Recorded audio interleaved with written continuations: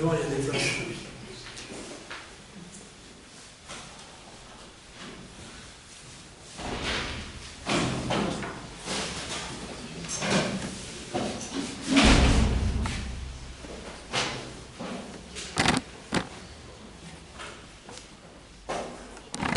Bien, on va pouvoir commencer cette deuxième soirée de l'Académie catholique du Val-de-Seine. Nous prenons ce sujet, donc il y a une conférence qui va durer à peu près 1 heure, et ensuite une demi-heure de discussion, questions du public. Le sujet ce soir, c'est le wokisme. Je pense peut-être vous tous vous avez entendu déjà ce mot. C'est une sorte de déferlante qui nous vient des États-Unis. Alors, avec notre conférencier, on verra s'il s'agit d'une religion, comme c'est écrit là, ou d'une idéologie, je ne sais pas.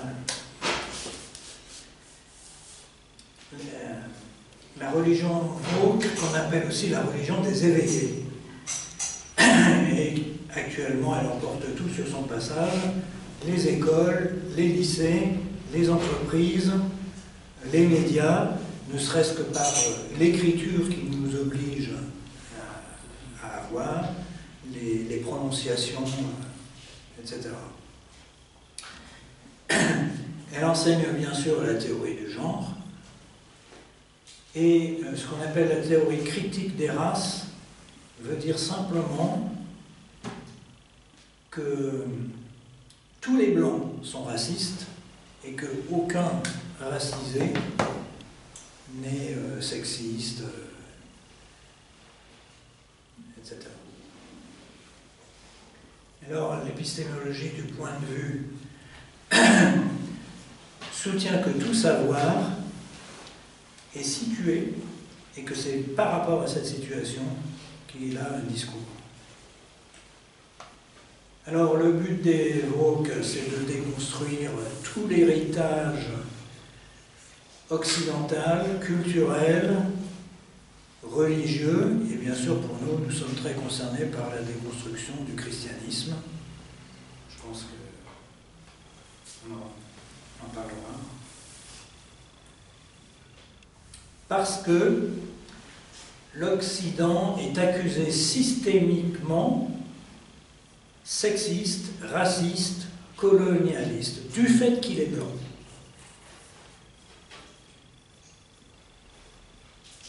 Alors, nous verrons poindre, enfin je ne sais pas, mais je pense que nous verrons poindre le monde d'Orwell. Voilà. Alors, 1 heure pour nous dire ce dont il s'agit. Je ne sais pas si ça durera 1 heure. Oui, c'est pas... J'ai oublié de dire, c'est Michel Fay qui va parler. Il fait partie du conseil d'administration de notre académie. Et c'est un philosophe, il a été professeur de philosophie en classe préparatoire pendant, c'est presque toute ta carrière, je crois. Presque tout. Voilà. 3 quarts. Allons-y. Merci beaucoup, Claude. J'en pense à rien parler. Un peu. Oui. Tout le monde m'entend bien au fond? Ça va? Oui, ça va. Donc, Claude m'a suggéré pour cette conférence de partir d'un livre qui est paru il y a 2 ans, de cet auteur qui est donc Jean-François Bronstein, et le titre de l'ouvrage c'est La religion woke. Voilà. Donc c'est paru chez Grasset en 2022, donc c'est quand même assez récent. Alors étant donné l'ouvrage à partir duquel nous allons réfléchir ce soir, je crois qu'il est nécessaire de dire d'abord quelques mots de l'auteur rapidement, et aussi donner une sorte de justification au titre du livre. Voilà. La religion woke, évidemment ça interpelle. Alors l'auteur d'abord, donc c'est Jean-François Bronstein, est professeur émérite de philosophie contemporaine à l'université de Paris 1 Panthéon-Sorbonne. C'est un spécialiste de philosophie et d'histoire des sciences, ainsi que de philosophie de la médecine. Alors cet intérêt pour les sciences fait de lui un d'abord un défenseur de la rationalité, dans la tradition de la philosophie des Lumières, dans laquelle il s'inscrit, et du positivisme, dont il est un spécialiste reconnu, mais sans hostilité à l'égard du christianisme, puisqu'il lui arrive de citer de façon positive des philosophes chrétiens contemporains, tels Chantal Delsol, par exemple. Je donnerai une citation un peu plus loin. Donc ça, c'est pour l'auteur. Alors, quant au livre lui-même, La religion woke, on peut dire que c'est un titre choc et qui a évidemment un aspect provocateur. Parler du wokisme comme d'une religion, c'est évidemment déjà dans l'esprit de l'auteur engager un combat contre un ensemble de croyances qui constituent pour lui un défi au bon sens, à la rationalité, une forme de haine de la raison, comme il lui arrive de le dire. Donc lorsqu'il parle de religion, Jean-François Bronstein pense en fait à une idéologie, comme tu disais tout à l'heure, c'est-à-dire un ensemble de croyances qui, si elles peuvent parfois se présenter comme rationnelles, voire scientifiques, ne sont en fait que des illusions qu'il faut dénoncer comme telles. Donc il y a incontestablement une dimension, j'ai noté sur mon papier, polémique de l'ouvrage, enfin, disons très critique. Très critique. Et cette dimension, il faut évidemment toujours la voir présente à l'esprit, et ça a valu à l'auteur des ennuis dans le milieu médiatique. Il évoque lui-même dans son livre la pétition dont il a fait l'objet pour avoir dénoncé dans un précédent ouvrage, je cite le titre, « La philosophie devenue folle ». La théorie du genre étant évidemment, comme Claude le disait à l'instant, l'un des axes majeurs de tout cela, et donc ça lui a valu l'accusation de sexisme, évidemment. Alors, ceci dit, le diagnostic qu'il pose sur les principaux dogmes de la pensée woke semble quand même globalement pertinent. Voilà pourquoi, dans un long moment de cet exposé, je vais présenter les principales thèses de l'auteur. Quitte, vers la fin, à prendre un peu de recul par rapport au texte, non pas pour le récuser ce que dit l'auteur, mais pour l'approfondir et surtout essayer de l'éclairer à partir de ce qu'on peut dire sur le wokisme à partir d'une réflexion inspirée par la foi chrétienne. Alors, je voudrais d'abord dans un premier moment essayer de voir ce qu'il entend par une religion woke. Donc j'ai intitulé, si vous voulez, un premier moment de ce travail, le wokisme, une nouvelle religion. Qu'est-ce qu'il faut comprendre? Alors Jean-François Bronstein rappelle d'abord l'origine, évidemment, du terme woke, ce que vient de faire Claude, woke qui signifie, comme on sait, éveillé. Le terme a été inventé par des militants noirs américains et il a été repris ensuite dans la culture des campus depuis les années 2010 environ.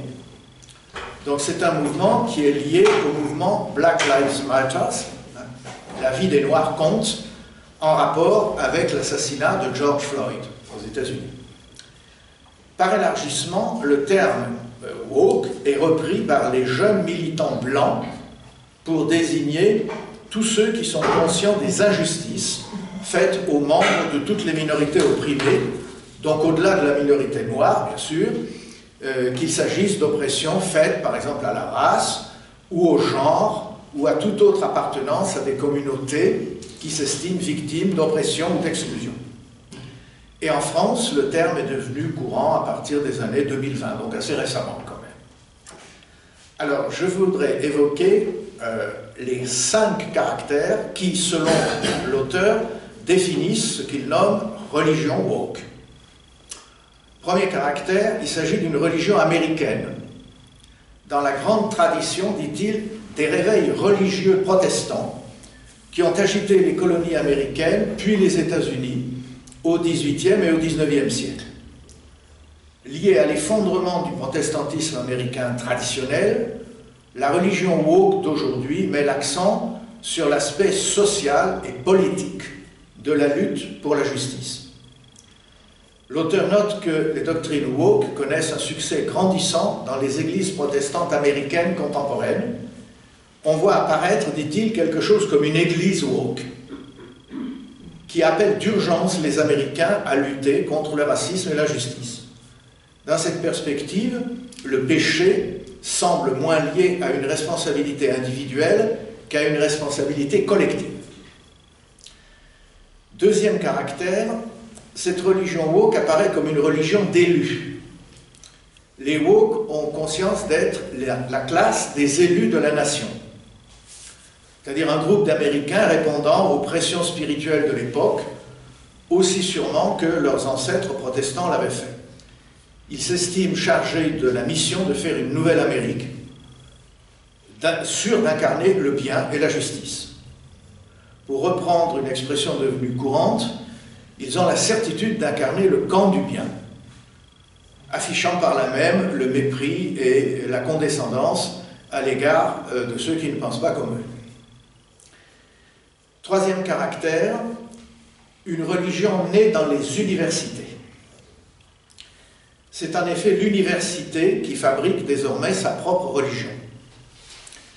Jean-François Bronstein voit là une différence essentielle, évidemment, avec les universités médiévales, où le contenu religieux, la foi chrétienne en l'occurrence, était reçu de l'extérieur.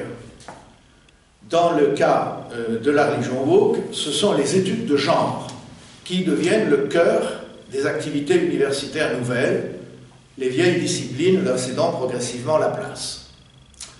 Et ce qui est caractéristique de ces études, c'est que l'unanimisme y est la règle. Il n'y a pas de débat possible, pas de mise en question critique des nouveaux dogmes de la religion woke qui sont assénés comme des vérités intangibles.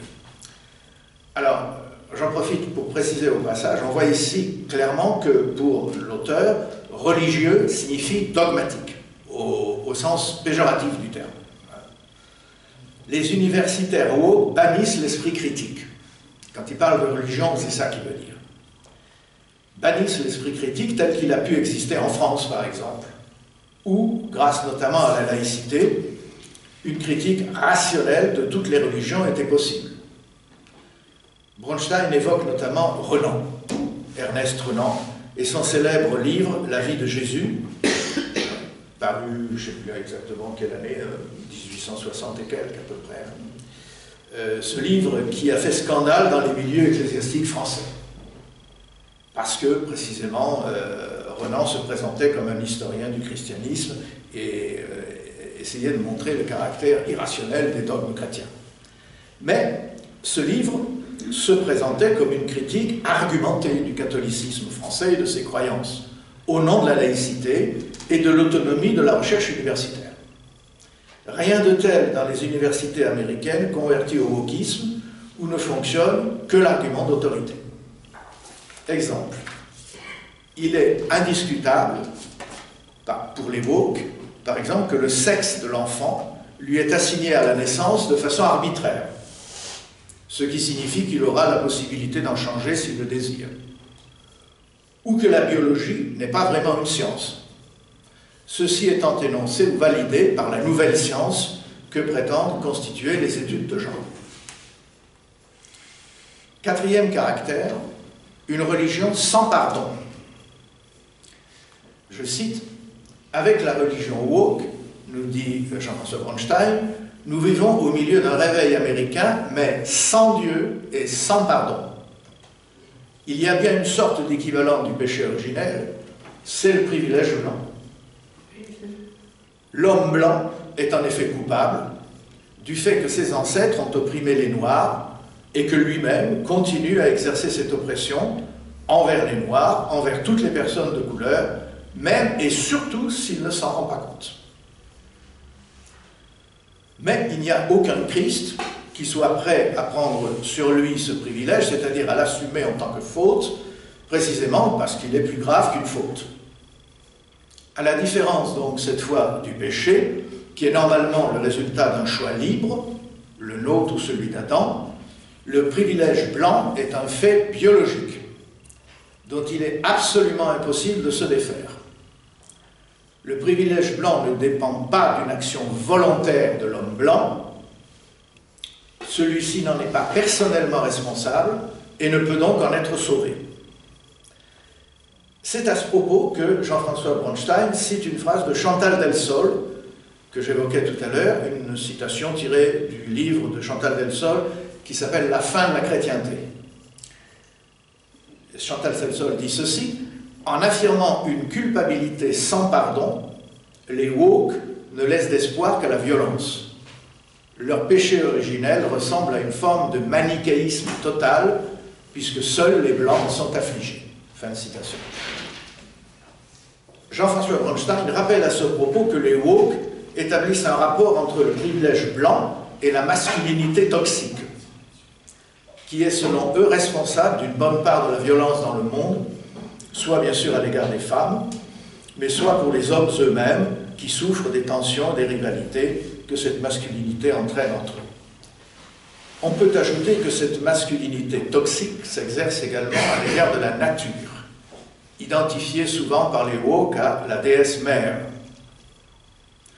On mesure en tout cas par là l'importance qu'attachent les woke à la démasculinisation. Et là est sans doute l'une des sources de la fameuse théorie du genre, dont nous allons parler dans un instant, qui aboutit elle-même à l'apologie du transgenrisme et à l'idée donc qu'on peut changer de sexe à volonté.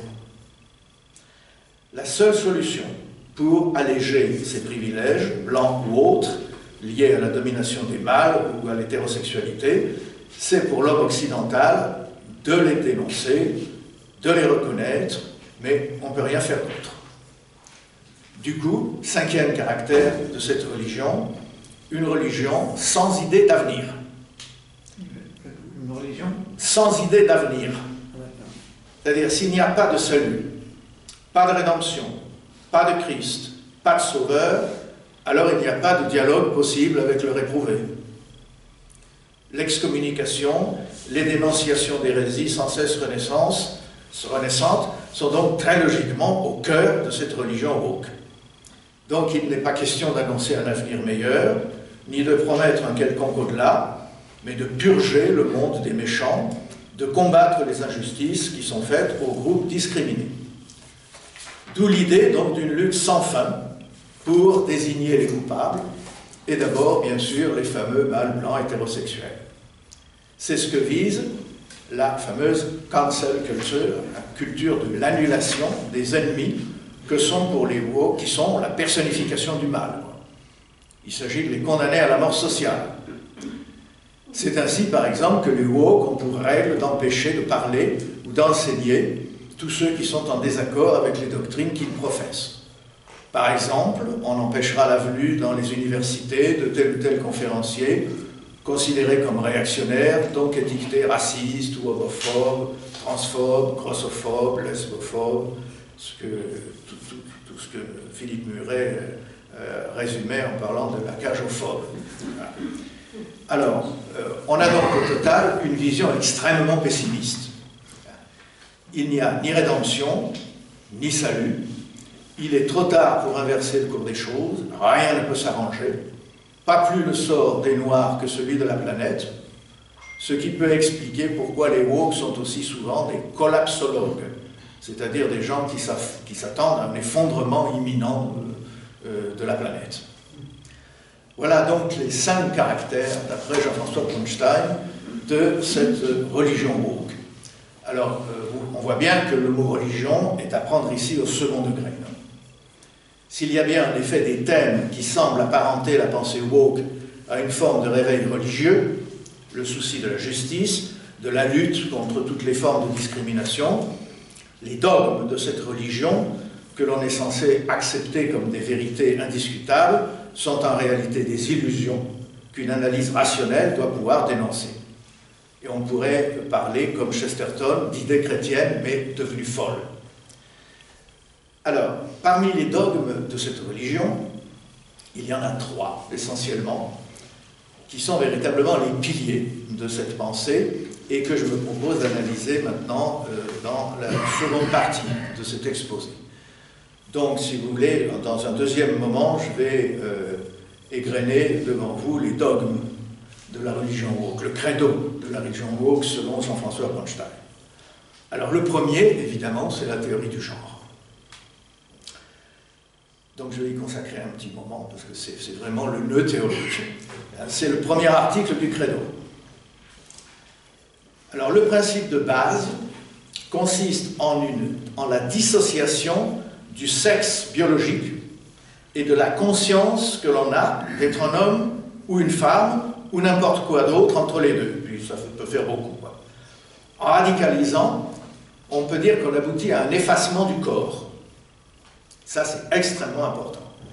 Le refus de reconnaître la réalité à la fois biologique et symbolique de la différence sexuelle, qui n'est plus alors reconnue comme constitutive de l'humanité, conduit à soutenir des affirmations aussi paradoxales que, par exemple, certaines femmes ont un pénis ou certains hommes peuvent être enceints. Le présupposé est que la sexualité n'est pas fondamentalement quelque chose d'ordre biologique, physiologique, mais de nature socio-culturelle. C'est ainsi, par exemple, qu'on prétend justifier l'expression à propos d'un nouveau-né, comme je le disais tout à l'heure, d'un sexe assigné à la naissance de façon arbitraire. Du coup, on aboutit à l'invention du transgenre, la théorie du genre annonçant la promesse inouïe de pouvoir changer de sexe ou de genre à volonté. Ainsi serait-il possible de se libérer radicalement de ce dont nous sommes, semble-t-il, le plus esclaves, c'est-à-dire notre corps. On comprend également, par là, pourquoi les woke s'en prennent à la science, notamment à la biologie, accusés d'être, je cite, virilistes, et donc de contribuer à l'accentuation du privilège de la masculinité, à la valorisation du mâle blanc hétérosexuel, dont le privilège est le pilier de la civilisation patriarcale qu'il faut abattre.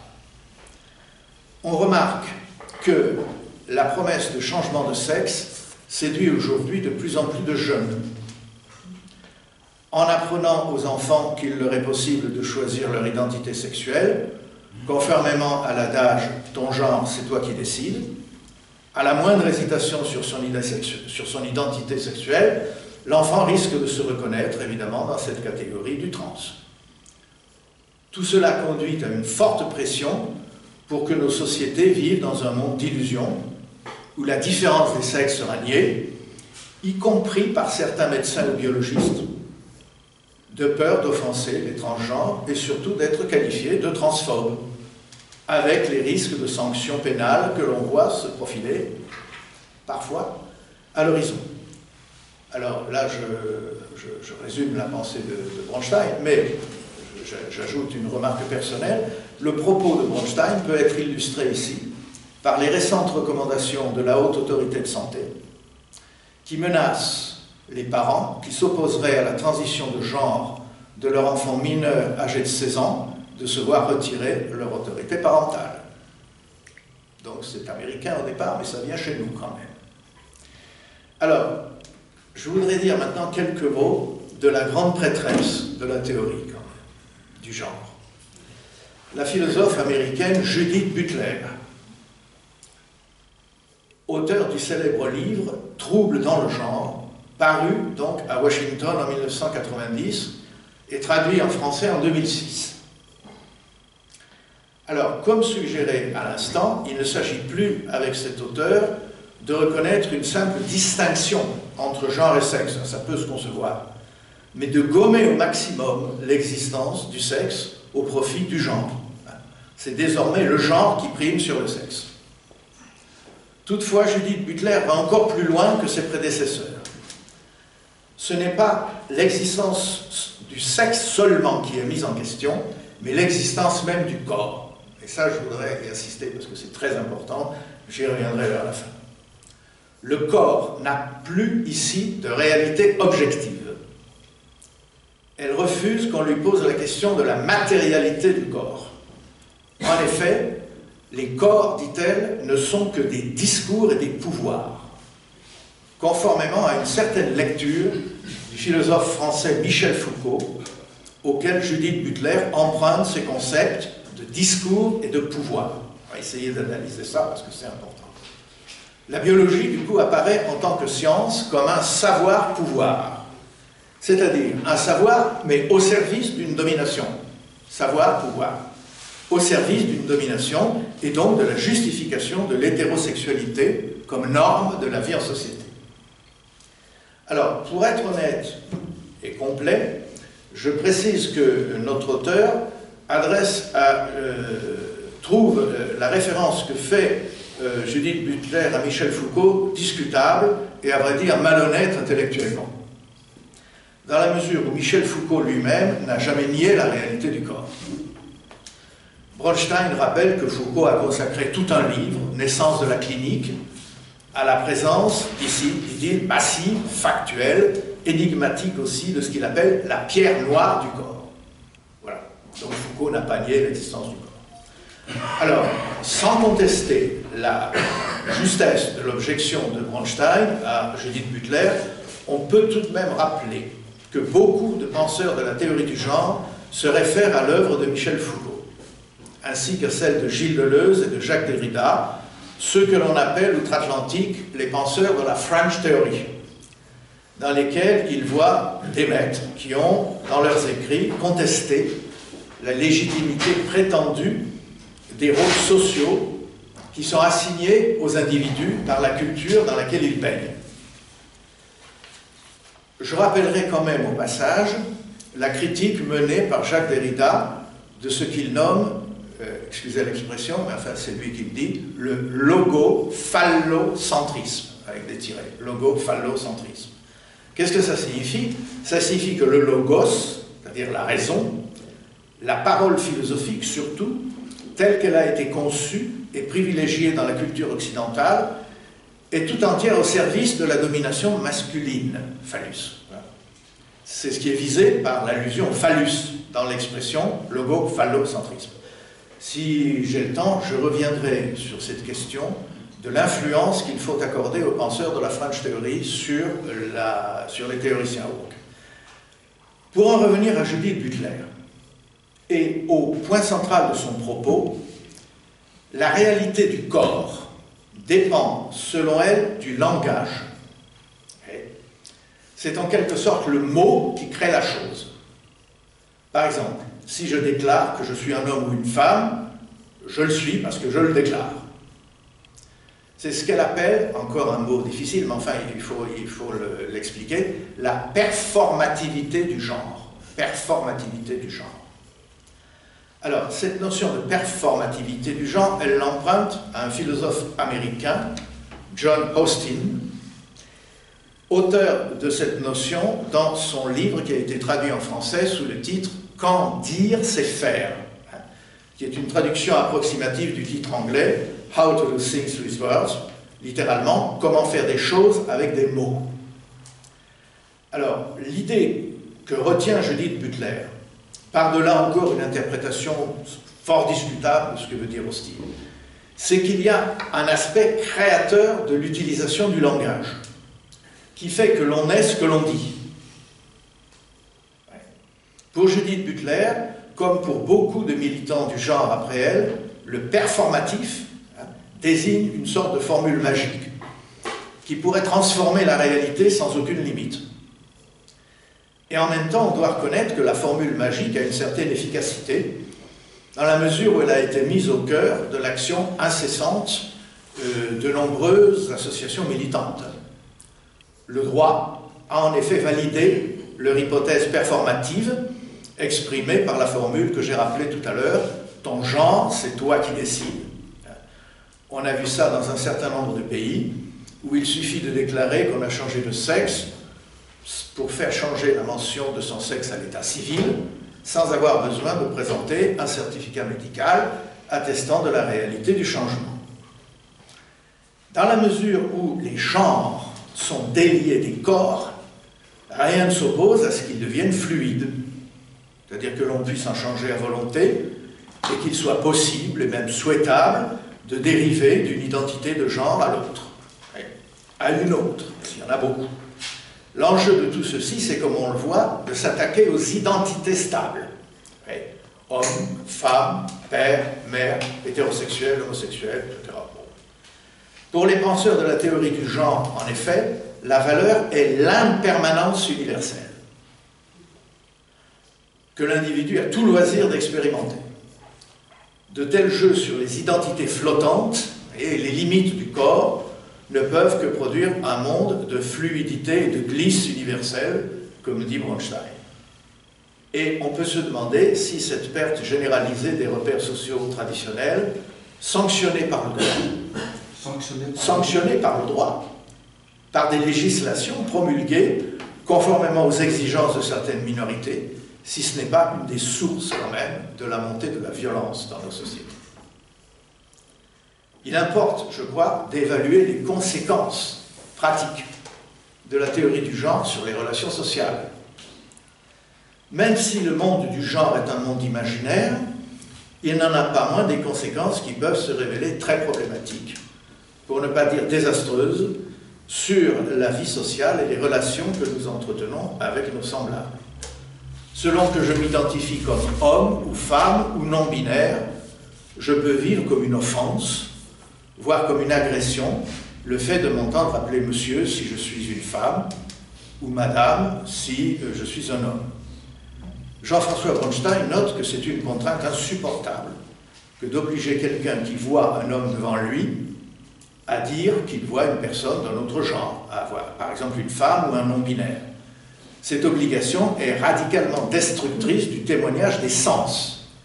Elle suppose au fond que le réel n'existe pas et que seul existent des consciences détachées de tout ancrage corporel. C'est ça l'axe.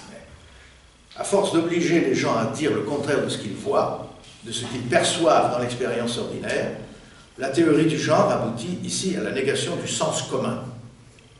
C'est-à-dire qu'elle détruit le langage ordinaire, l'usage habituel des mots, puisque les mots hommes et femmes ont perdu leur signification habituelle. Telle est sans doute la conséquence la plus effarante de la théorie du genre, avec l'idée qu'il conviendrait, pour satisfaire quelques-uns, que tous se meuvent dans un monde imaginaire coupé de toute attache au réel. Toutefois, il ne nous est pas seulement demandé de renoncer à notre expérience sensible, mais il nous est enjoint de renoncer à la connaissance scientifique, et notamment à la biologie, comme je l'ai déjà signalé et comme j'aurai l'occasion de le repréciser plus loin. Autre conséquence, nous dit Jean-François Bronstein, dans cette affaire, les femmes aussi disparaissent. Une fois en effet que le langage aura été changé, il conviendra de transformer la réalité, ou plutôt de la faire disparaître en même temps qu'on abolit toute différence entre les sexes dans l'espace public. Prenons des exemples très simples. S'agissant par exemple des espaces habituellement réservés aux femmes, une personne, quel que soit son sexe, qui s'identifie au genre féminin, devra pouvoir accéder à ces espaces. Toilettes, douches, dortoirs, etc. Les femmes sont ainsi menacées dans leur mode de vie, voire dans leur sécurité, par des hommes trans devenus femmes, sur la simple foi d'une déclaration. Si l'on dit qu'on est une femme, même si on n'a pas entamé un processus de changement de sexe, on devrait, selon les militants trans, être reconnu comme femme. Donc les femmes qui refusent aux hommes trans devenus femmes l'accès à leurs toilettes, les prisonnières qui refusent d'être incarcérées, refusent qu'on les incarcère avec des hommes qui pourraient être des agresseurs sexuels, les sportives dont les records sont pulvérisés par des hommes biologiques, toutes ces femmes seraient donc transphobes. Alors ces quelques exemples illustrent ce qui prend souvent, de plus en plus souvent, la forme d'un conflit entre les transgenres et les féministes classiques. Pour ces dernières, en effet, les corps féminins comptent. Elles veulent préserver leur identité de femme, ainsi que des espaces propres qu'elles ont réussi à créer au fil des années.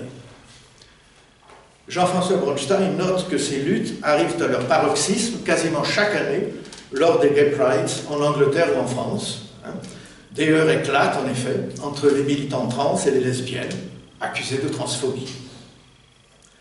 En réalité, toutes ces femmes ne sont pas transphobes, dit Bronstein, elles demandent simplement le respect de leur droit à une vie autonome dans des espaces féminins, sans être obligées de considérer comme femmes des hommes trans devenus femmes, mais qui sont restés physiologiquement des hommes. L'intérêt de ces quelques exemples, je crois, c'est de montrer les conséquences pratiques sur la vie de tous les jours que peut entraîner la guerre faite à la réalité, au nom d'une idéologie que certains voudraient parer du nom de science. La négation du réel est toujours porteuse de violence. Donc voilà, premier dogme, hein, la théorie du genre et ses conséquences. Deuxième dogme, Claude y a fait allusion tout à l'heure, la théorie critique de la race.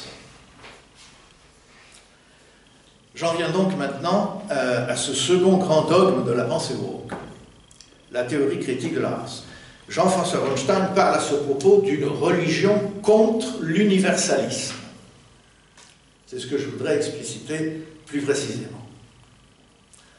Alors que les théories racistes paraissaient jusqu'à une date récente complètement discréditées, la notion même de race étant invalidée, les militants woke, qui se présentent comme racialistes, développent une nouvelle discipline qu'ils ont baptisée du nom de théorie critique de la race.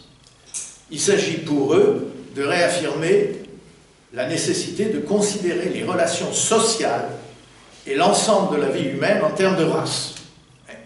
Vouloir oublier cette question de la race, c'est être, disent-ils, aveugle à la couleur. Et là serait la forme contemporaine et la plus grave du racisme, être aveugle à la couleur. Là encore, c'est surtout en Amérique que se développe cette thèse, d'abord dans les facultés de droit, puis progressivement dans tout le système scolaire américain, et maintenant dans le système éducatif français. Mais elle est également présente, Claude y a fait allusion tout à l'heure, dans toutes les grandes entreprises américaines et internationales, avec les actions inspirées par le slogan « diversité, équité, inclusion ». Et là aussi, comme avec la théorie du genre, une rééducation de la population de très grande ampleur est jugée nécessaire. Alors, je ne peux pas rentrer ici dans tous les détails de l'argumentation, je voudrais simplement résumer la pensée de Jean-François Bronstein sur ce sujet, et je crois qu'on peut se limiter à dégager les deux présupposés idéologiques qui soutiennent cette théorie critique de la race. Le premier, Claude l'a rappelé tout à l'heure, c'est que tous les blancs sont racistes. Donc, que le racisme est systémique. Par conséquent, indépendant de la volonté de chacun. Tous les blancs sont racistes parce que complices du fait qu'ils bénéficient des privilèges que leur ont légués leurs ancêtres et auxquels ils ne peuvent pas renoncer volontairement. Dans la mesure où le racisme est systémique, il n'est pas la manifestation d'un préjugé individuel, d'une affirmation par exemple de la supériorité d'une race, en l'occurrence de la race blanche par rapport à la race noire. C'est ça qui est important. Le racisme est indépendant de la volonté des acteurs. Il n'est plus lié à une faute individuelle que l'on doit corriger ou punir. Vous voyez. Il faut donc en revenir à l'idée d'une responsabilité collective, celle des Blancs contre les Noirs, ce qui fait disparaître la notion de responsabilité individuelle.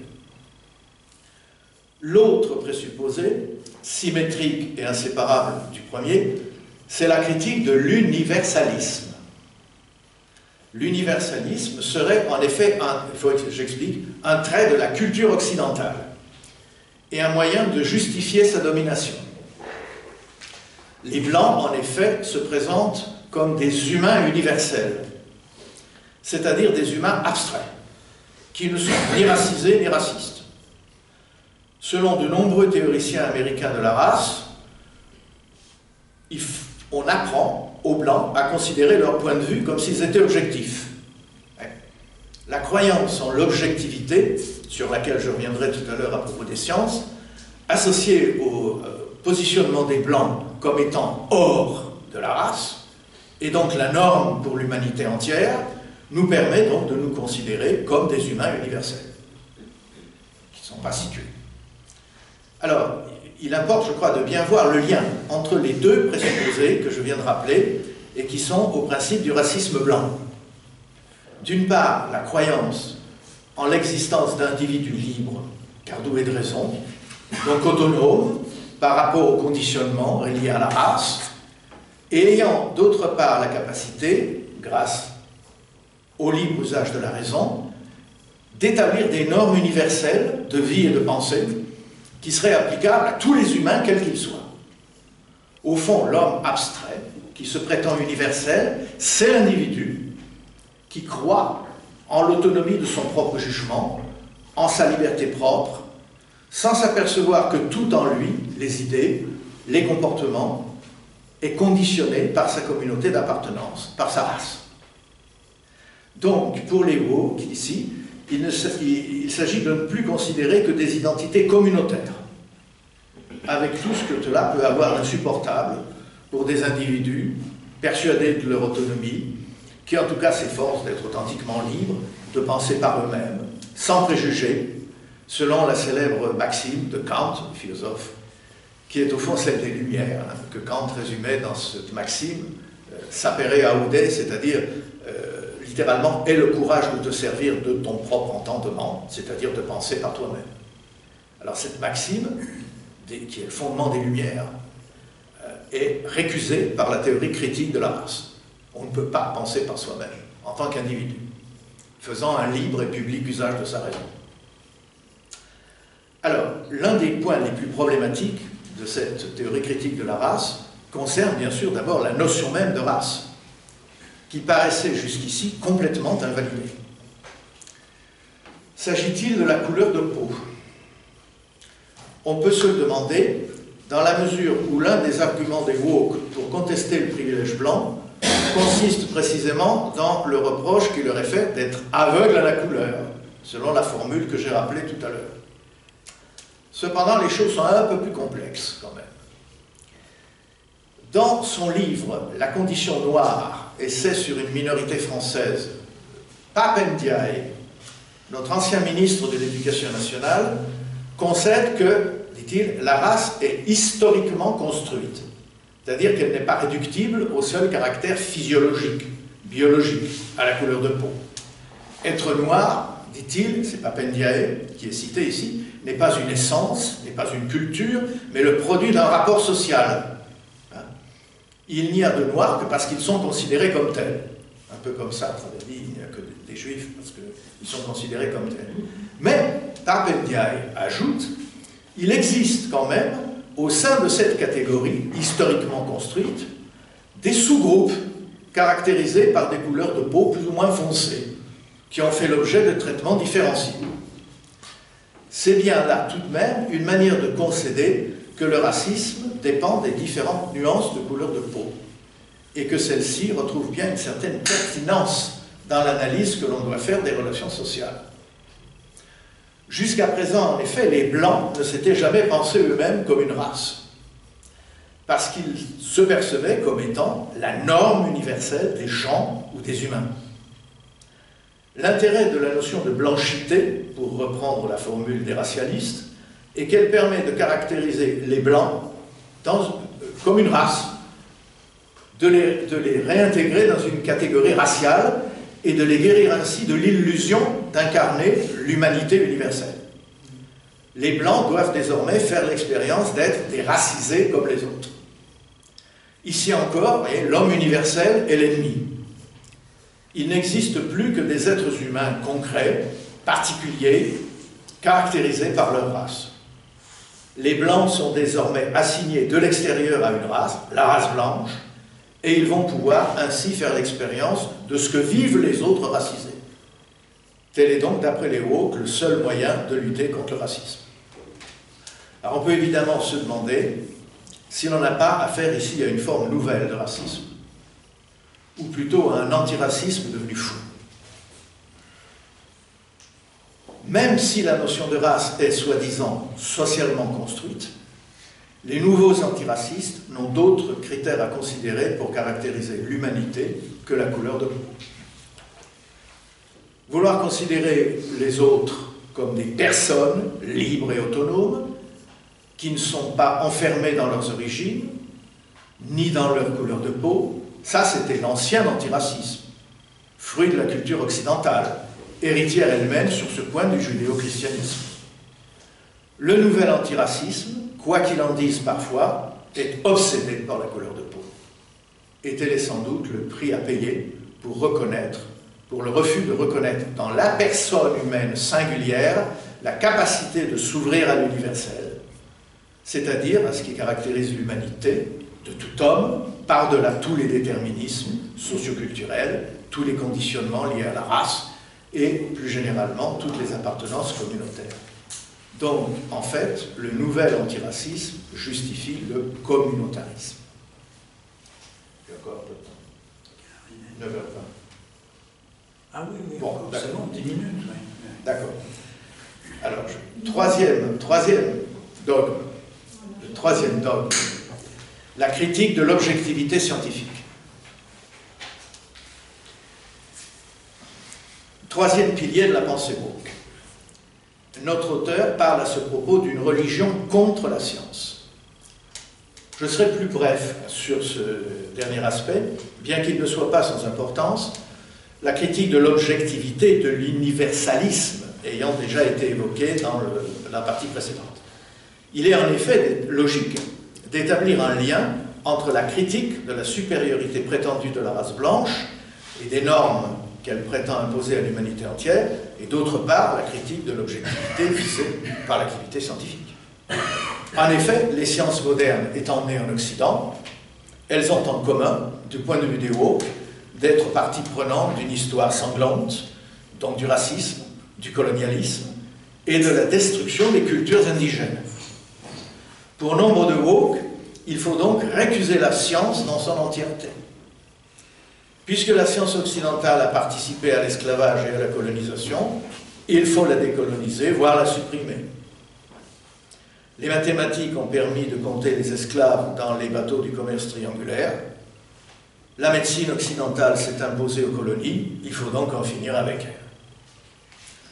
Jean-François Bronstein évoque à titre d'exemple le mouvement « Science must fall », littéralement « la science doit tomber », mouvement qui a pris naissance lors d'une séance de débat entre étudiants à l'Université du Cap en 2016 et qui s'est poursuivie depuis par intermittence. Ces étudiants soutenaient qu'il fallait balayer la science occidentale dans son ensemble, parce qu'elle avait participé à la colonisation, et donc refonder une science africaine, notamment à travers la magie noire.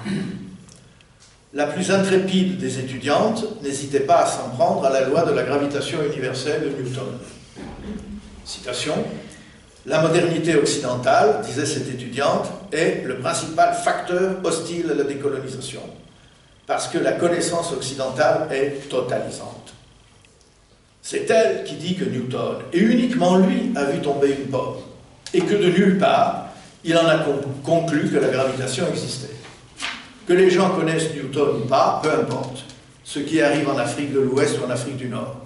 La seule façon d'expliquer la gravité est celle de Newton, assis sous son arbre et voyant une pomme tomber sur sa tête.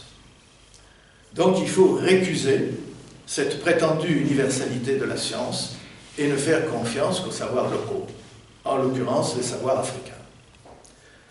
Il faut, poursuit Jean-François Bronstein, se débarrasser de Newton, de Darwin, de Mendel, etc. On peut noter également, à la suite de notre auteur, que ce n'est pas seulement dans les pays ou les continents ayant subi les effets de la colonisation qu'on observe un pareil désaveu de la science, mais également chez nous, et pas seulement chez certains universitaires. En effet, les woke sont de plus en plus présents dans le monde politique, avec par exemple une Sandrine Rousseau qui fait l'éloge des sorcières contre les ingénieurs. Notre auteur cite un extrait d'une interview accordée au journal Charlie Hebdo en 2021, dans lequel Sandrine Rousseau déclarait « Le monde crève de trop de rationalité, de décisions prises par les ingénieurs. Je préfère les femmes qui jettent des sorts plutôt que des hommes qui construisent des EPR. » Fin de citation.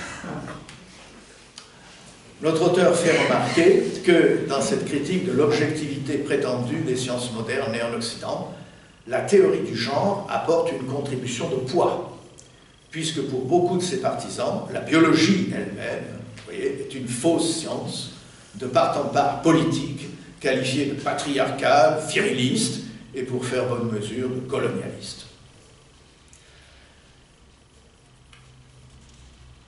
Donc, je saute un paragraphe parce que je vois le temps tourner, puis je voudrais quand même dire d'autres petites choses. Donc, si je résume un peu tout ça, il n'y aurait que des savoirs locaux, particuliers, qui seraient toujours la traduction d'un intérêt ou au service d'un intérêt. En l'occurrence, chez nous en Occident, celui des mâles blancs hétérosexuels dominants. Tout ceci revient à dire qu'il n'y a pas de vérité objective, susceptible de valoir universellement. Jean-François Bronstein affirme qu'il s'agit là d'une rechute dans une forme d'obscurantisme, c'est-à-dire une négation même de la démarche scientifique telle qu'elle a été comprise dans la modernité, c'est-à-dire comme une recherche de la vérité, même si celle-ci ne peut faire l'objet que d'une connaissance approchée, surtout dans le domaine des sciences, évidemment. Plus fondamentalement, et si l'on dépasse un peu le propos explicite de l'auteur, on peut se demander si cette crise de la notion de vérité universelle ne dépasse pas le domaine des sciences exactes comme les mathématiques, ou positives comme la physique ou la biologie, et si l'on n'a pas affaire en définitive à ce que le pape Benoît XVI appelait la dictature du relativisme. Par-delà le strict domaine de l'objectivité scientifique, il faut se demander si ce n'est pas la notion même de personne humaine, à la fois singulière, toujours unique, mais orientée vers ce qu'il y a de commun à tout homme, qui se trouve radicalement niée ici par la pensée woke. Et donc c'est ici que je voudrais prendre un peu de recul maintenant, par rapport au livre lui-même, pour en opérer, non pas une critique, dans la mesure où le propos de l'auteur semble quand même globalement pertinent, très argumenté, mais une mise à distance qui va nous conduire notamment à comprendre pourquoi la pensée chrétienne refuse les dogmes de la pensée woke, sans tomber pour autant dans une forme d'obscurantisme ou de refus de la rationalité. Donc, combien il reste de temps à peu près? Il est presque 4-5 minutes. Alors, donc je vais être obligé d'alléger un petit peu, mais j'avais quand même quelques questions, disons, à Jean-François Bronstein, tout en reconnaissant quand même la pertinence, la rigueur des analyses et le sérieux de l'information. On peut avoir des réserves sur certains points.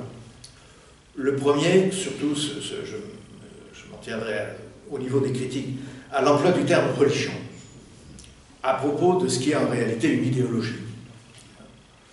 Peut-on vraiment parler de religion à propos d'une vision du monde qui se veut résolument sans Dieu, sans pardon, sans l'idée d'un avenir possible, c'est-à-dire finalement sans espérance? Il est évident, comme je l'ai déjà dit, que le terme de religion tel que l'emploie l'auteur est à prendre au second degré. Mais assimiler le wokisme à une religion, sous prétexte qu'il prétend soumettre l'intelligence de l'homme à un ensemble de croyances irrationnelles, c'est laisser penser que tel est plus ou moins le cas quand même de toute religion. Et qu'il y a toujours un conflit entre raison et religion. Ce qui est tout de même contestable dans le cas du judaïsme et du christianisme, c'est-à-dire des religions issues de la Bible. Et même s'il est vrai que la pensée woke est animée du souci de bannir les discriminations entre les hommes et les femmes au nom des exigences de la justice, s'il y a là en effet quelque chose qui peut laisser supposer la possibilité d'un rapprochement avec des réveils religieux protestants aux États-Unis, il y a quand même un abîme entre cette vision du monde et une religion au sens propre, quand même, qui autorise normalement l'espérance d'un salut. Alors, bon, je passe, je voulais parler de la French Theory, mais donc, bon, peut-être on y reviendra tout à l'heure. Ce que je voudrais, quand même, parce que ça me paraît vraiment fondamental, c'est de dire quelques mots de ce que j'appellerais moi-même la pseudo-religion woke au prisme de la révélation judéo-chrétienne. Je crois qu'il faut en venir aux raisons profondes pour lesquelles la pensée chrétienne ne peut pas ne pas entrer en opposition avec les thèses woke. Concernant d'abord la théorie du genre, dont on a vu quelle est la matrice théorique de la pensée woke, il est clair qu'elle est fondée sur le refus du socle anthropologique sur lequel reposait jusqu'alors notre civilisation, et en particulier évidemment la différence de l'homme et de la femme. Comme le souligne la déclaration sur la dignité humaine, éditée récemment par le Dicaster pour la doctrine de la foi, dignitas infinita, sur la dignité de la personne humaine. Je cite, paragraphe 58, « La théorie du genre cherche à nier la plus grande différence possible entre les vivants, la différence sexuelle. Cette idéologie, déclare le même texte dans son paragraphe 59, laisse envisager la possibilité d'une société sans différence de sexe et sape la base anthropologique de la famille. Par conséquent, toutes les tentatives visant à masquer la référence à la différence sexuelle inéliminable doivent être rejetées. S'il est vrai que le sexe biologique et le sexe socioculturel, le gender, peuvent être distingués, ils ne peuvent pas être séparés. » Le texte de la déclaration rappelle à ce propos une phrase extraite de l'exhortation apostolique Amoris Laetitia, où le pape François déclarait « Nous ne pouvons pas séparer le masculin du féminin dans l'œuvre créée par Dieu, qui précède toutes nos décisions et nos expériences, et où il y a des éléments biologiques évidents. » Autrement dit, nier la différence du féminin et du masculin, inscrite dans la réalité naturelle du sexe biologique, ainsi que leur évidente complémentarité dans l'engendrement de nouveaux êtres humains dans le monde, c'est nier la création du monde par Dieu. C'est nier la dépendance ontologique radicale vis-à-vis de Dieu, de l'homme créé à son image, mais qui ne peut en aucun cas prendre la place de Dieu. Or, c'est bien cette tentation, quand même, qui est au principe de la théorie du genre, que l'on peut caractériser comme une négation de l'altérité. L'idéal de l'indifférenciation ou de l'indistinction entre les sexes, promu par la théorie du genre, est l'expression d'un refus de la limite propre à la créature et constitutive de celle-ci, de son irréductible finitude, dont témoigne la complémentarité des deux sexes, unis par leurs différences propres. Hommes et femmes, il les créa. Bref, c'est la négation de tout ce qu'enseigne le livre biblique de la Genèse. Et il faut bien mesurer l'enjeu du conflit qui apparaît ici.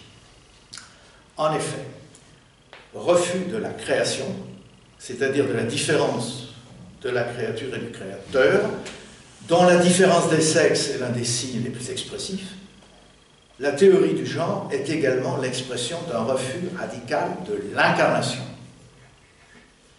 Et je vais insister là-dessus, ça me paraît fondamental. C'est en effet la matérialité du corps qui est décrite par les théoriciens du genre comme une aliénation dont il faudrait se libérer. Le corps est pensé comme la limite dont il faut s'affranchir pour disposer pleinement de soi.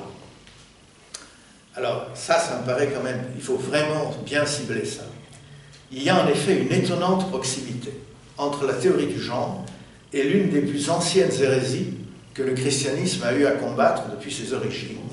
Et je veux parler de la gnose, qui s'étend sur les 4 premiers siècles, à peu près, du christianisme. C'est-à-dire cette idée que l'homme ne peut faire son salut qu'en fuyant le monde matériel, qui est censé être l'œuvre d'un Dieu mauvais, le démiurge, dans lequel l'homme se sent comme étranger ou exilé. La matière étant pensée comme la source du mal, le corps devient alors une sorte de prison dont il faut s'évader pour rejoindre le monde spirituel, l'œuvre, quant à lui, du Dieu bon, qui ne peut avoir de contact avec la réalité matérielle. Alors, c'est contre cette vision dualiste de l'homme, cette vision du monde, de Dieu, que se sont battus les premiers pères de l'Église, en particulier saint Irénée et Tertullien.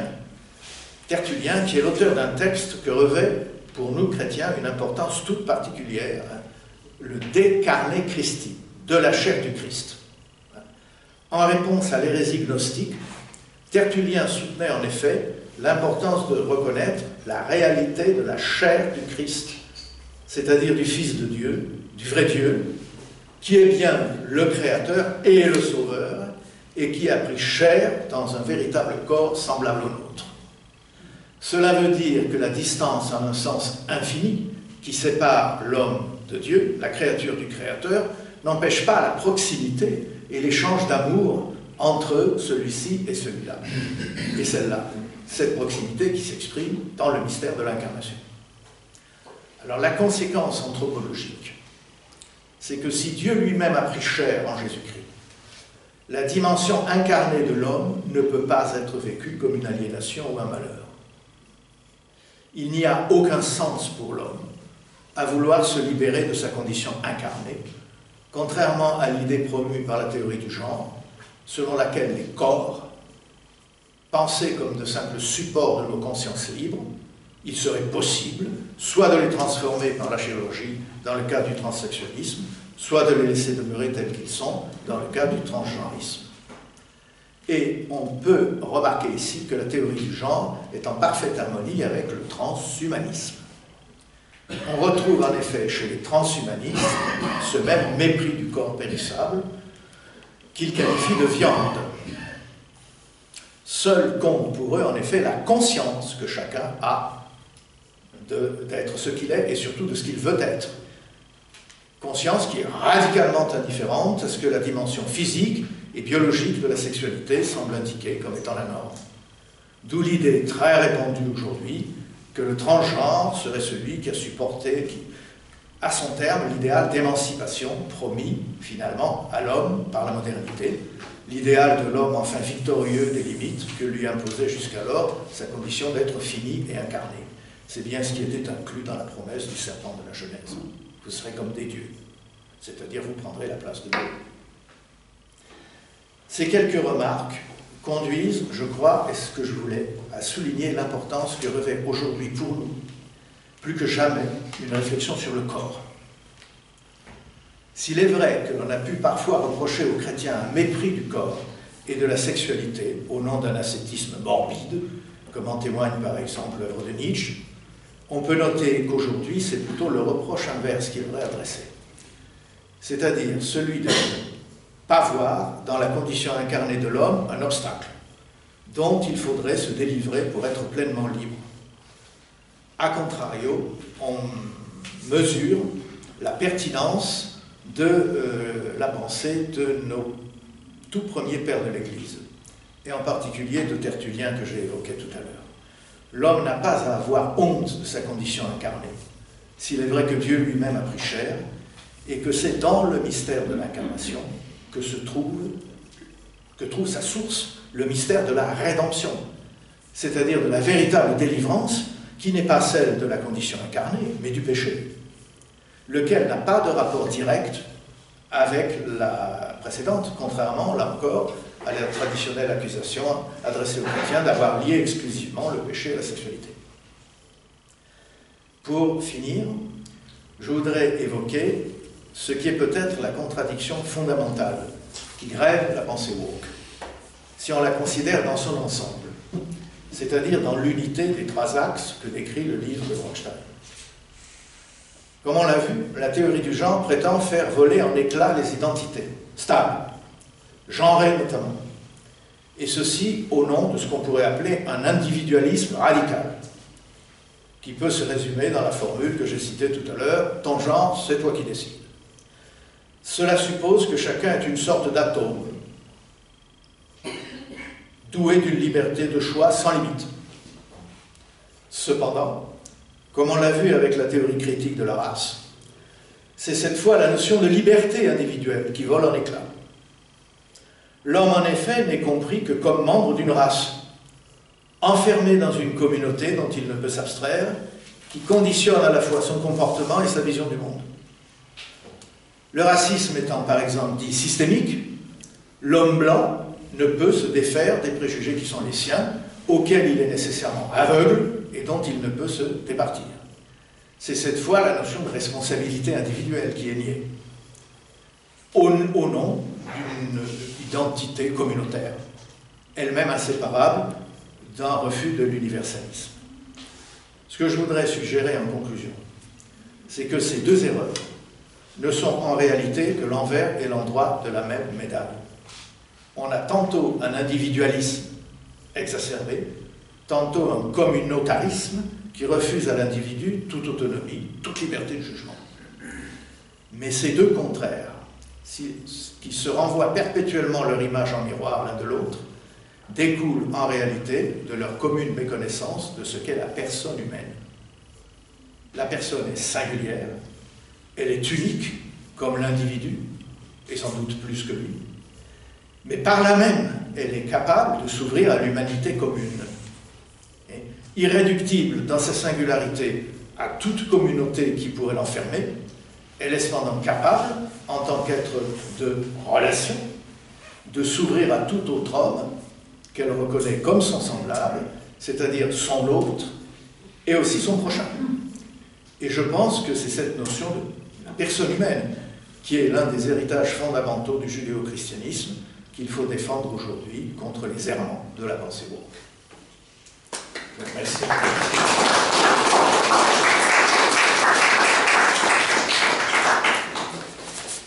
Merci pour cet exposé magistral sur la religion woke. En t'écoutant, je pensais à un auteur que tu n'as pas cité, c'est Ovide, dans les Métamorphoses, où tout le monde se transforme en tout le monde. Ah oui, c'est ça. C'est la même idée. Ah, ouais. Voilà.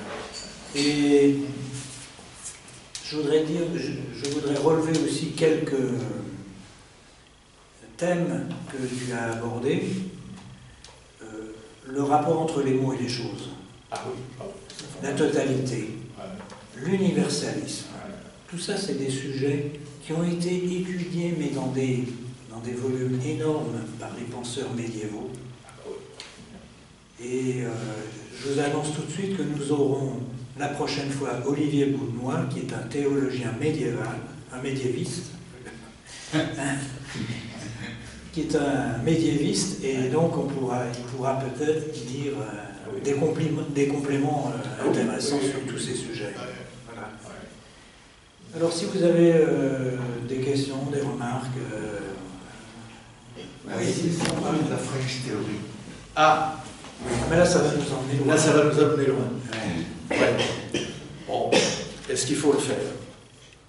J'avais prévu... Non, on peut... Non, je voulais simplement... Bon, Bronstein, donc l'auteur du livre, exonère les philosophes français de toute responsabilité dans la pensée de Rousseau. Ouais. Il dit notamment que Judith Butler n'a rien compris à Foucault. Alors j'explique très rapidement pourquoi. Parce que les penseurs de la French Theory, donc Michel Foucault, Jacques Derrida, Lyotard, Deleuze, c'est des gens qui luttaient, qui voulaient mettre à bas toute notion d'identité. Mais la première identité qu'ils voulaient mettre à bas, c'est l'identité personnelle, le sujet humain, c'est une critique de la conscience, pour aller vite. Donc, après la mort de Dieu. Oui, après la mort de Dieu, la mort de l'homme. Voilà. Dieu étant mort, l'homme est mort aussi, c'est-à-dire que nous ne sommes rien que ce que l'inconscient nous fait dire, faire, etc. Alors, donc, ça pense, je ne suis pas le maître chez moi, c'est ça, ce que dit Freud. Hein, voilà. L'inconscient, ça veut dire que le je n'est pas le maître chez lui. Donc, il n'y a pas d'identité, même personnelle.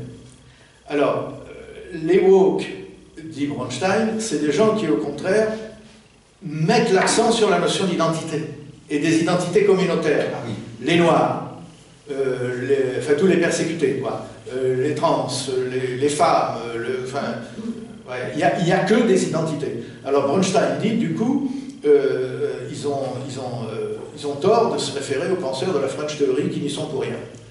Alors, là-dessus, moi j'ai quelques réserves quand même. Je pense qu'ils y sont pour quelque chose. Ah, d'accord. Ouais. C'est ce que je pense. Je pense qu'ils y sont pour quelque chose. D'accord. Oui. Alors, à vous écouter, juste dans la première partie de votre conférence, évidemment c'est formidable le wokisme. Ah oui. C'est très très bien. L'attention. Si on prend même nos références chrétiennes, on parle beaucoup de l'âme. Combien de fois on n'a pas entendu le corps n'a pas vraiment d'importance, oui, mais ça c'est hérétique. Voilà. C'est la gnose, ça. Bah, c'est bien ce qu'on... Mais c'est bien ce qu'on a fait. Non, moi je l'ai entendu des dizaines, si je ne l'ai pas entendu des dizaines de fois, je ne l'ai pas entendu une fois. Ben, les gens qui le corps n'a sont pas une importance fondamentale, l'âme c'est formidable, c'est l'âme qui monte à Dieu après. Voilà. C'est une hérésie. C'est une hérésie. Mais c'est vrai que... C'est une hérésie très très répandue. Très répandue. On a besoin... Une hérésie du quotidien, on va dire. Hein. Eh oui, on a besoin d'une bonne théologie. Et d'une bonne philosophie. C'est la résurrection avec les corps, donc ce que vous dites ne colle pas. Plus ou moins. Parce que oui, c'est la résurrection de la chair. Mais alors attention, c'est vrai que c'est fondamental, c'est une question très difficile. Ça veut dire que la chair, ce n'est pas la viande. Autrement dit, il y a une dimension spirituelle de la condition incarnée. Le corps. Ça, c'est un premier élément. Le deuxième élément, il est purement biologique et technique. Ouais. Nous sommes tous le corps des autres à travers les atomes qu'on a constitués. Hein. C'est tous les mêmes. Hein. La chaise, ici, il y a un pourcentage non négligeable d'atomes de César, vraisemblablement, César ou un autre. Donc, on est quand même constitutif en chair que d'atomes physiques qui viennent d'autres, qui viennent des autres. Voilà. Cette première solution me semblait importante. Ouais. La deuxième question que j'avais, est plus une question directe. Comment ça se fait que ça vienne des universités américaines, alors qu'elles sont quand même très guidées par les Blancs, beaucoup par les Blancs, et comment cette théorie peut émerger au sein d'un univers qui doit a priori lui être hostile. Mais c'est le complexe de culpabilité des Occidentaux. Alors, il y avait Alain qui avait une... Ouais. Oui, mais on pourrait compléter en disant que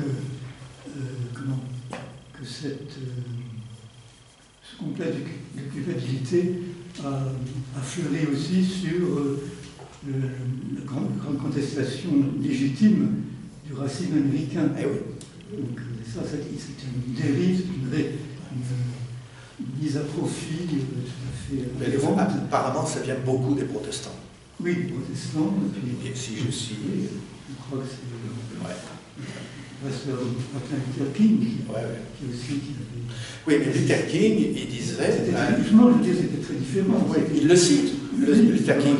Il cite une phrase de Luther King, où Luther King dit « Ce que je souhaite, c'est que mes 4 enfants ne soient pas jugés selon leur race, mais selon ce qu'ils sont. » Oui. Ça n'a rien à voir avec le wokisme. Oui, ça n'a rien à voir avec le wokisme. Ouais. Je vais faire une autre remarque. Ouais. Il me semble qu'il y a aussi une contradiction tout à fait étonnante entre le racialisme du wokisme et la théorie du genre. Parce que du côté de la théorie du genre, on est dans la fluidité totale, dans la disparition du corps, etc. Alors que du côté du racialisme, on réintroduit des apparences physiques. Et puis un communautarisme dans lequel l'individu est complètement noyé, quoi, sans autonomie, sans liberté de penser. Et puis une autre remarque aussi, vous avez une contradiction alors dans l'existentielle. Je crois bien tout de même que les adeptes de la théorie du genre accordent aussi une grande importance à la jouissance corporelle. Plaisir. Qu'en font-ils dans ce contexte? J'en profite. Oui. Allez-y. Merci pour l'émotion que je viens d'accueillir tout à l'heure, sur l'émotion. Il faudrait tout et pour comprendre le wokisme. Je trouve que c'est une vision dangereuse, très dangereuse pour moi. Oui. Si ça entre dans les universités, ça touche la jeunesse, avec cette façon dogmatique, ça va former des fondamentalistes. Et c'est ça le danger que je vais percevoir dans ce truc. Que Dieu nous en préserve. Non, mais ça veut dire que nous, on a, avec l'aide de Dieu, un travail intellectuel à produire pour montrer quand même les... Dans les écoles. Est-ce que vous ne pensez pas quand même que le fait d'être systématiquement contre toutes les injustices, de prendre ça comme support, ça parle énormément à la jeunesse, et donc effectivement, et ça parle aussi aux femmes qui maintenant commencent à regarder Oui, mais les pauvres femmes, dans cette affaire-là... Et les jeunes, oui, elles sont nommées, ils sont nommés tous ces jeunes. c'est très important. Ah, c'est sûr, mais de toute manière, il y a une intention, il le montre bien, n'est-ce pas, il y a une intention morale, hein, c'est bien entendu, il faut dénoncer les injustices, les discriminations. Oui, on n'entend pas assez ailleurs. Donc eux, ils s'en sont emparés. Oui, mais j'allais dire, c'est très pervers. C'est capté. C'est très pervers. Oui, mais comme il n'y a pas de basculement, il n'y a pas de... C'est très pervers. Mais oui, bien sûr, nous on le voit, c'est pervers, mais il n'y a pas assez, il n'y a pas de pendant. Oui, je ne sais plus. Oui. Alors moi, en parlant de jeunesse, ça me concerne directement. Alors moi, j'étais venu à la conférence parce que dimanche, lorsque vous avez fait l'annonce, ça m'a un peu interpellé. Je me suis dit, bah, tiens, je vais pas voir ce que ça donne. Un peu une vision que moi, j'ai pas forcément, par rapport à mon fréquentation, par rapport à ce que soit en quoi je crois, entre guillemets. Le wokisme, pour moi, de base, c'est pas un truc qui me... En fait, entre guillemets, je m'en fous. Dans le sens, en fait, si la personne se sent dans son être changé ou pas, en fait, ça ne me regarde pas, c'est son corps, c'est son choix. Oui. Et du coup, et surtout, moi, en fait, cette théorie-là, et pourquoi je suis venu ici, je suis venu le voir du côté, moi, en tant que chrétien. Qu'est-ce que Jésus penserait de wokisme? Pas grand bien, je pense. Attends, juste le film. Typiquement, demain, c'est une hypothèse un peu farfelue, Pierre va voir Jésus, il dit je me considère comme une femme. Qu'est-ce que Jésus dit? Ah, ça, je ne sais pas. Enfin, voilà, sachant qu'il dit aimez votre prochain, et je crois, etc. Et tout le monde est mon fils. Voilà. Qu'est-ce que Jésus aurait pensé de tout ça? Et moi, en fait, c'est la position que moi j'ai par rapport à ce théorie-là. Donc, je crois voir ce que vous visez. Alors, est-ce que dans cette critique du wokisme, il n'y a pas finalement l'opprobre jeté sur des gens qui ont une orientation sexuelle particulière? Alors, je ne pense pas. Hein. Ce qui stigmatise, c'est une théorie. Mais une théorie qui a des effets pratiques redoutables dans la vie sociale. Alors, je n'ai pas cité, mais vous voyez, je me suis référé pour tout à l'heure à la déclaration du dicaster Dignitas Infinita. Je n'ai pas noté la page, mais enfin, il y a une critique très affirmée de la théorie du genre, mais alors, je réponds. Hein. Avant même de faire la critique de la théorie du genre, le texte dit, du pape, au paragraphe 55, l'Église souhaite avant tout réaffirmer que chaque personne, indépendamment de sa tendance sexuelle, doit être respectée dans sa dignité et accueillie avec respect, avec le soin d'éviter toute marque de discrimination injuste et particulièrement toute forme d'agression et de violence. Voilà. C'est pourquoi il faut dénoncer, comme contraire à la dignité humaine, le fait que dans certains endroits, de nombreuses personnes soient emprisonnées, torturées ou privées du bien de la vie uniquement en raison de leur orientation sexuelle. Donc là-dessus, il n'y a pas de problème. Le problème, c'est l'idéologie, qui, au nom d'une lutte contre les inégalités ou les discriminations, en vient à justifier des affirmations insensées. Alors moi, j'aimerais dire que j'ai deux exemples à expliquer. Un jour, après un conseil de classe un petit peu houleux, l'une des collègues qui devait avoir 25 ans, 30 ans, elle pleurait à toute larme, oui, injustice, injustice, injustice. Et alors je lui demandais, par rapport à quel concept de justice vous voyez une injustice? Et elle a répondu, aucun, car tout est injuste. Alors, vous voyez, c'est pour ça qu'il est bien question de la théorie. Hein, c'est-à-dire que nous avons ce qui est beau, bien et bon, et puis nous avons ce qui est en dessous. Alors, ce qui est en dessous vient de ce qui est beau, bien et beau, et ce qui est en dessous est jugé par rapport à ce qui est beau, bien et bon. Et non pas l'inverse. Alors, deuxième expérience. Pierre Bourdieu a écrit un livre qui s'appelle « La reproduction » concernant la sociologie, Pierre Bourdieu, concernant la sociologie de l'éducation. C'est un livre composé aux 2 tiers de la fin par des études empiriques et pour le premier tiers par des axiomes. Alors, ça fait rigoler le scientifique parce que les équations de Maxwell, c'est 4 lignes. L'équation d'Einstein, c'est 1 ligne. Le principe de Newton, F égale m gamma, c'est 1 ligne, etc. Mais enfin, ces axiomes sont groupés en 4 groupes. L'axiome numéro 1 du premier groupe, c'est, je cite, « Toute action pédagogique est objectivement une violence symbolique en tant qu'imposition par un pouvoir arbitraire d'un arbitraire culturel. » Fin de citation.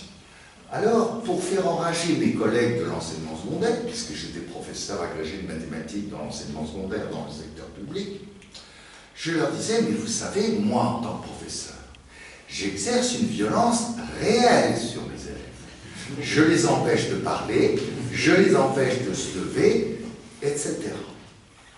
Par contre, je n'exerce pas de violence symbolique. Car, qu'est-ce que c'est qu'une violence symbolique? C'est le fait, pour une règle de grammaire, de dire que telle chose est une faute. Ou bien c'est le fait, pour une règle de calcul, de dire que quelque chose est une faute de calcul. Donc la conclusion, c'est que la seule chose qui n'exerce pas de violence symbolique, c'est ce que je dis moi, c'est le faux. Voilà la réfutation de Bourdieu. Autrement dit, le faux est défini par rapport au vrai et non pas l'inverse.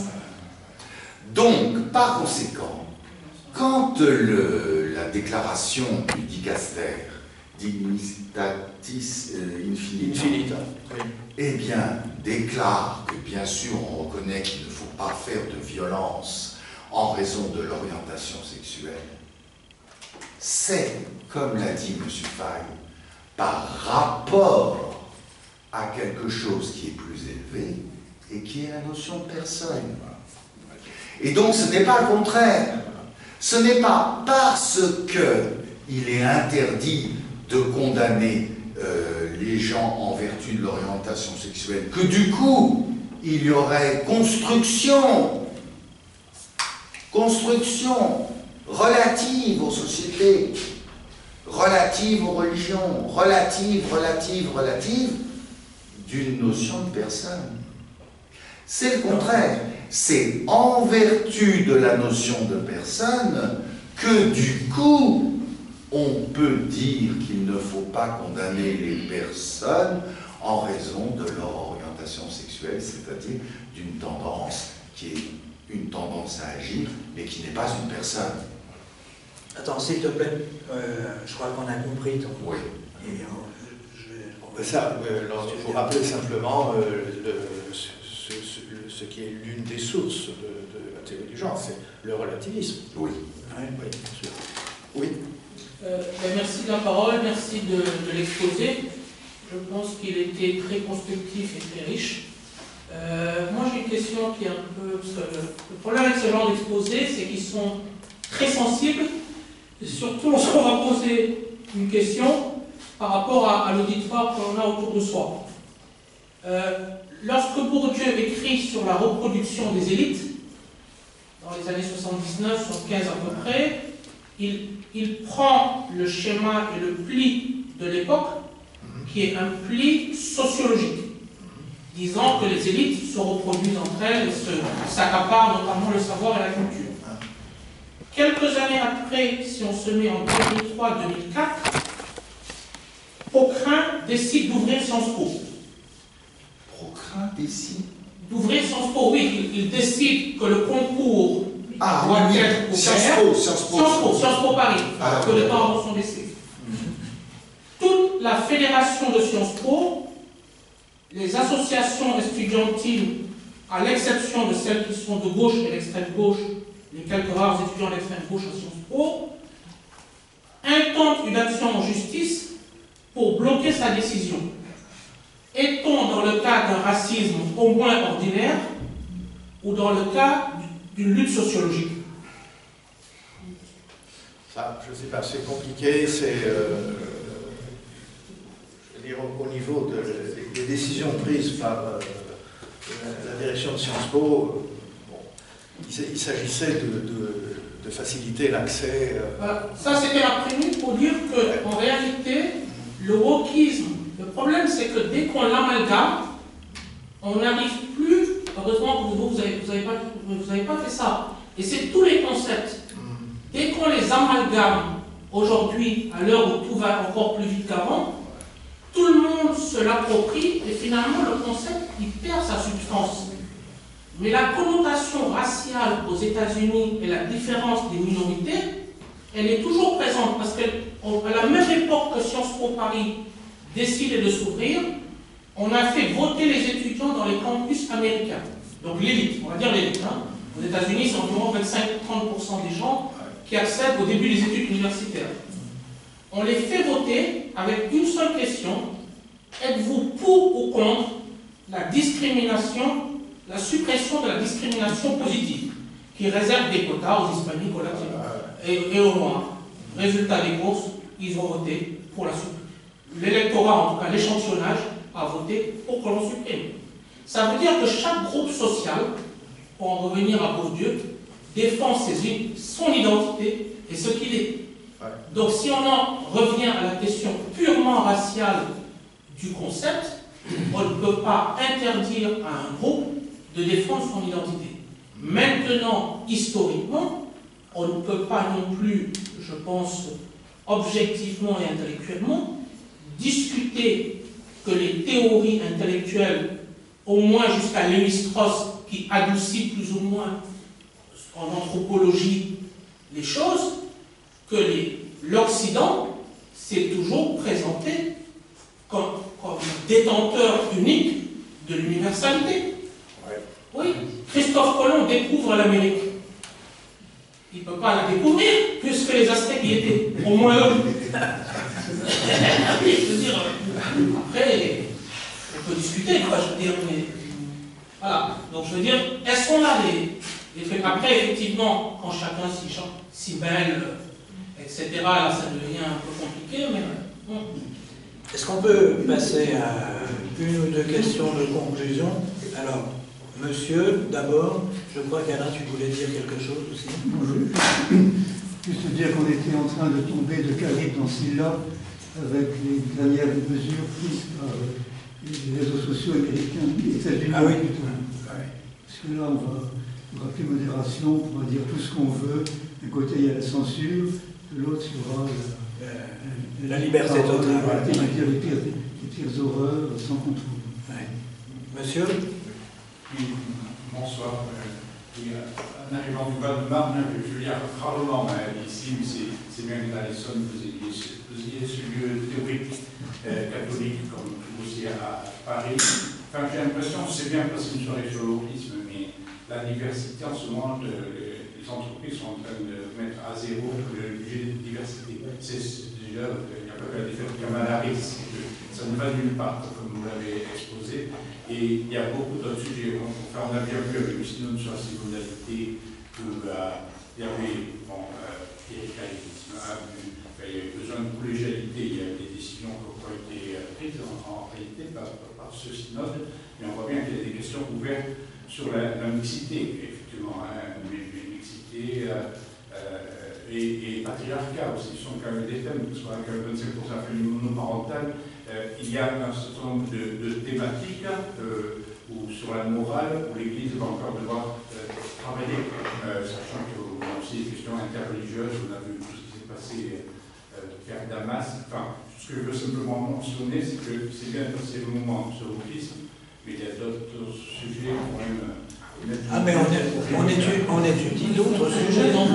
D'ailleurs, je vous en ai cité un, c'est le prochain, qui va bien contrebalancer tout ce qu'on dit ce soir, puisque, comme je l'ai dit, Olivier Bounois va nous faire réfléchir sur la question des mots et des choses, sur l'universalité, sur tous ces sujets qui ont été travaillés par les théologiens médiévaux. Mais les philosophes aussi. Hein. Voilà, mais ça, ce sera la prochaine fois. À chaque fois. Mais ce soir, on a parlé de l'universel. Aussi, oui. Et on l'a même rétabli. Et de la totalité. Et donc, en fait, le wokisme s'est trouvé tout d'un coup, brusquement, complètement ratatiné dans le relatif. Donc, il n'y a pas que le wokisme, puisqu'il y a l'universel. Voilà. À notre insu, on a démontré tout ça. Oui. Merci encore à Michel.